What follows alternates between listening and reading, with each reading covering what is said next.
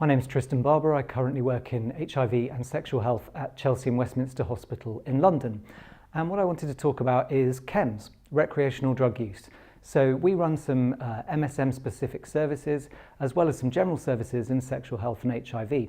What we've really noticed in recent years is a massive increase in recreational drug use that's actually impacting on people's ability to live normal and healthy lives.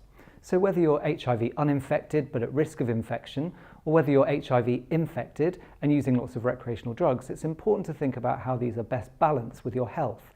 Not only your mental health, but your physical health, and also the impact on your HIV if you've already been diagnosed. We're not judgmental, and we know that people like to use alcohol, like to use drugs, like to have fun, and sometimes like to use these as part of their sexual activity. But what we're really starting to see is an epidemic of really self-harm, where people are damaging their ability to have normal loving relationships, normal sexual relationships, and to live happy, successful, healthy, and well-functioning lives. So really, in terms of thinking about HIV specifically, whether you are at risk of HIV, or as I say, whether you're already diagnosed, it's about thinking about how you put drugs into context.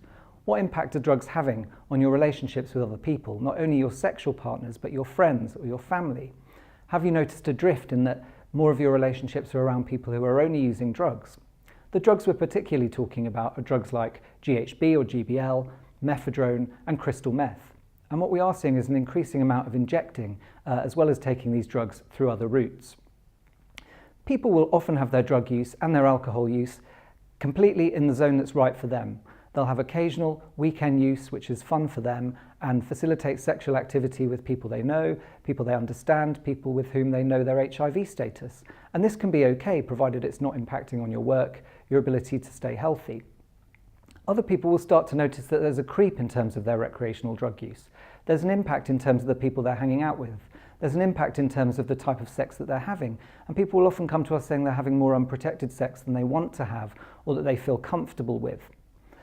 What we also start to notice is that people start to use in the week when they were previously only using at weekends. So people will often say that they're using some methadone in the week, or that they're using GHB to go to sleep during the week or to come down from their drug use at the weekend. I think when things start to creep into your normal week, start to impact on your ability to study or to work or to have normal relationships, this is when you might start to think about needing some help. There are many specific services that can offer you help in terms of your drug use, and many of these will look to normalise your drug use for you rather than look for complete abstinence. So they'll look at how you fit your drug and alcohol use into your normal life and how you develop some boundaries about knowing when to say stop or when things are progressing beyond a point which you feel comfortable with or in control of. If you speak to your local sexual health clinic or your local HIV clinic or your doctors or nursing staff, they'll be able to refer you on for further help or at least signpost you to people who can help put your drug use and your alcohol use in context and get it back within your own control.